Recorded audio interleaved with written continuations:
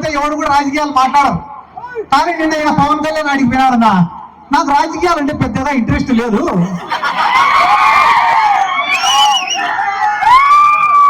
నేను ఫ్లాప్ సినిమాలు తీసినా కూడా నాకు డబ్బులు వస్తాయేం రావాలి.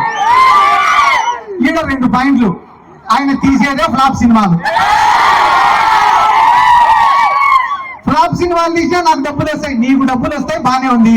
మళ్ళీ ప్రొడ్యూసర్ల పరిస్థితి ఏంది, డిస్ట్రిబ్యూటర్ల పరిస్థితి ఏంది, నీ కోసం గుడ్డలు తెచ్చుకునే నీ అభిమానుల పరిస్థితి ఏంది? అవన్నీ నాకు అనవసరము, నాకు మాత్రం లెక్క రావాలి. నిన్న ఎవడో చెప్పినాడంట, ఏందన్నా నెలకి 20 కోట్లకు 30 కోట్లకు కకృతి పడినావు నువ్వు, అదే నువ్వే ముఖ్యమంత్రి అయితే ఇంకా ఎక్కువ లెక్క వస్తుంది కదన్నా అని చెప్పినాడంట. ఒరే, మనం ముఖ్యమంత్రి అయినామంటే మళ్ళా దానిపైన ప్రత్యేకంగా శ్రద్ధ పెట్టాలరా. మనకు మెంటల్ గా ఫిజికల్ గా స్ట్రెస్. అదే చంద్రబాబు నాయుడు నమ్ముకున్నాం అనుకో, నెల నెల మన ఇంటికే పంపిస్తాడు కదా లెక్క. వీళ్ళందరి గురించి నేను ఎందుకు చెప్తానా అంటే, వీళ్ళు కూడా జగన్ సార్ గురించి మాట్లాడే మొగలు. వీళ్ళు పొద్దున్న నుంచి రాత్రి వరకు లేకపోతే గాంభీర్యం ప్రదర్శించి రాత్రినే ఇంటికి పోతే అందరూ ఒకరొకరు ఫోన్ లో మాట్లాడుకుంటారు. ఒక పక్క చంద్రబాబు, ఒక పక్క పవన్ కళ్యాణ్, ఒక పక్క లోకేష్. ఒరే, మనం ఇన్ని కేసులు పెడతాం వైసీపీ వాళ్ళ పైన, రేపు ఖచ్చితంగా ఆయన మళ్ళా వస్తారా. మనం సింగపూర్ పోవాలా, మలేషియా పోవాలా, జపాన్ పోవాలా అని. మా సార్ అందుకే ముందు జాగ్రత్తగా ఏం చెప్పినాడు, 7 సముద్రాలు అవుతాం,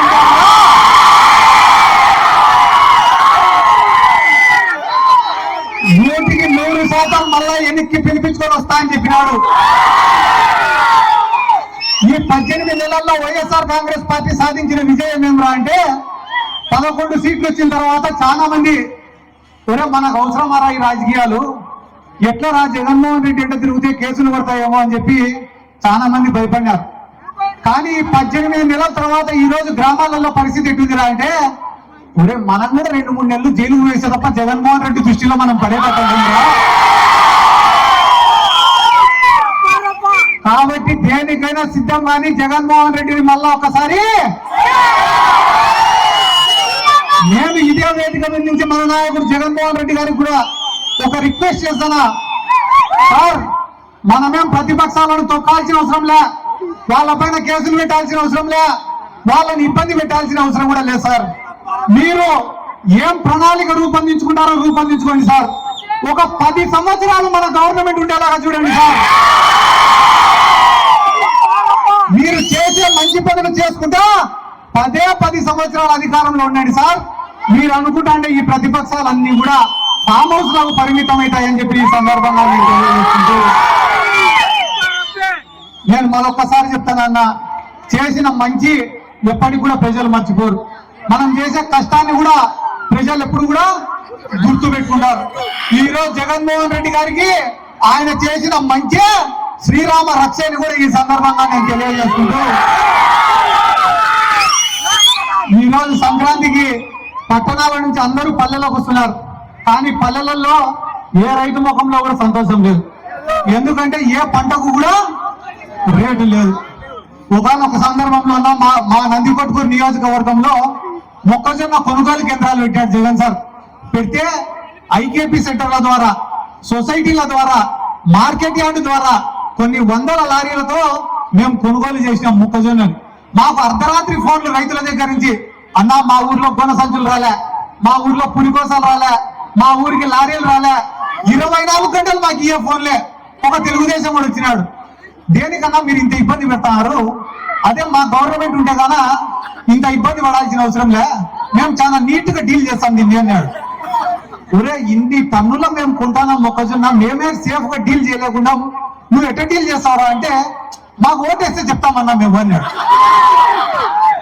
సరేలే అని మా ఊరోళ్ళు నమ్మి టీడీపీ ఓటేసినారు. చూసాం ఎట్లా కొంటాడో వీడు మొక్కజొన్న, బాగా డీల్ చేస్తా అన్నాడు, బాగా డీల్ చేస్తా అన్నాడు అని.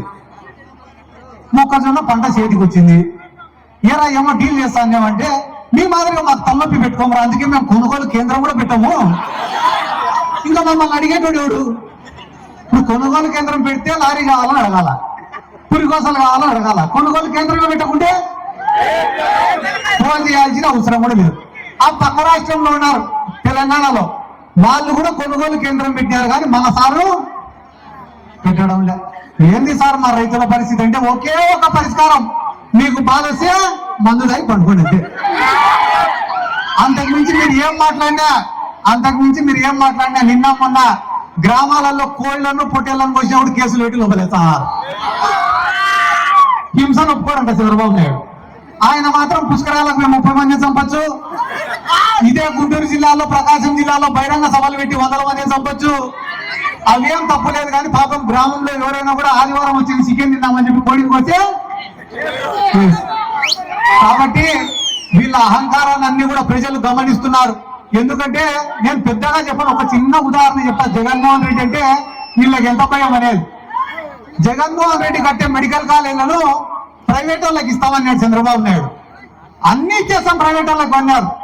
జగన్ సార్ తప్పు సార్, ప్రభుత్వం సొమ్ము ఇవ్వకూడదు అంటే మేము ఇచ్చేస్తామన్నాడు. జగన్ సార్ ఓపిక పట్టి ఒక టెండర్ వేసే మొగోడు ఎవడో రాన్నాడు.